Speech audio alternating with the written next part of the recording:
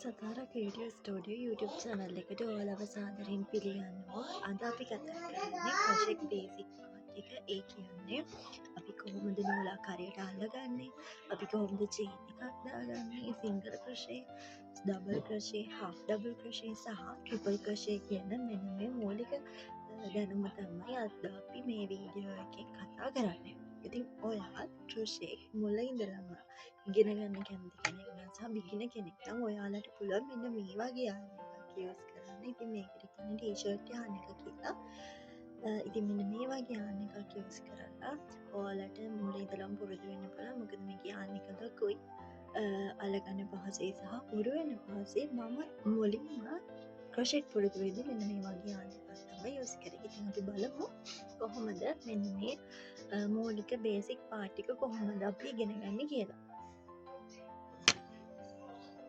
ඉතින් අපි බලමු කොහොමද ඉස්සෙල්ලාම ස්ලිප් ස්ටිච් එක දාගන්න කියලා. ඉතින් ඔයා මෙන්න මේ විදිහට අතේ හැඩයට මෙන්න මේ විදිහට නූල තියලා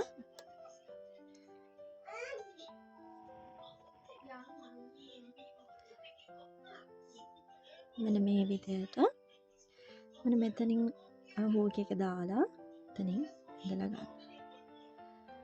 මේක තමයි ස්ලිප් ස්ටිච් එක කියලා කියන්නේ. දැන් අපි බලමු කොහොමද චේන් එකක් දාගන්නේ කියලා.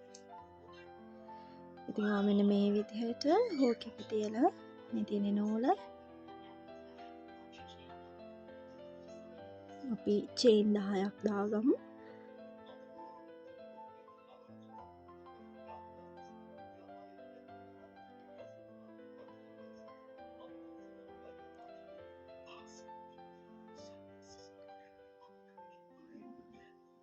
ඉතින් ඔයාලට පේන්නේ මේ තියෙන චේන්. ඉතින් අපි ඊට පස්සේ සිංගල් ක්‍රොෂේ දාගමු. ඉතින් එතනදී මම චේන් දෙකක් ස්කිප් කරනවා. ඊළඟ චේන් එකට හුක් එක දාලා මෙන්න මේ විදිහට නූල ගන්නවා.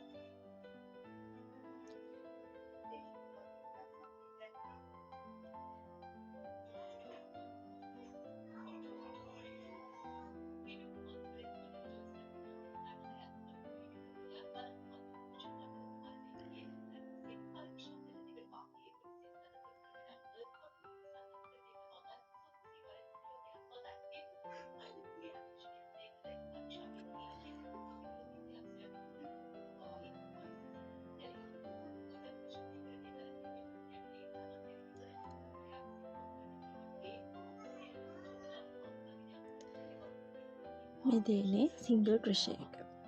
ඊට පස්සේ මම ආයෙම චේන් දෙකක් දාලා තව චේන් එකක් දාලා මෙන්න මේ විදිහට පටලවලා මෙන්න මේ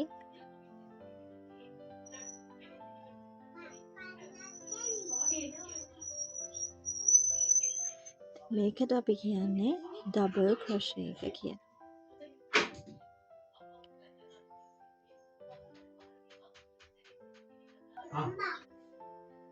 ඉතින් අපි මෙන්න මේකට කියන්නේ ඩබල් ක්‍රොෂේ එක කියලා.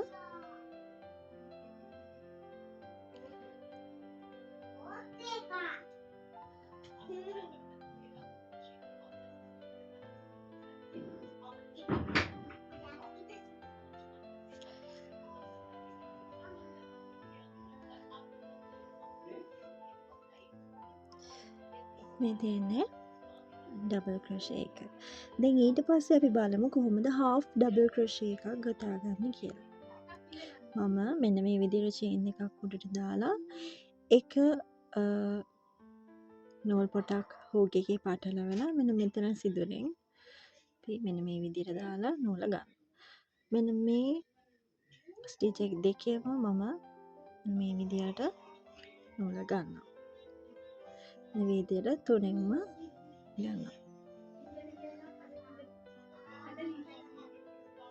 ඉතින් අපි මේකට කියන්නේ half double crochet එක කියලා.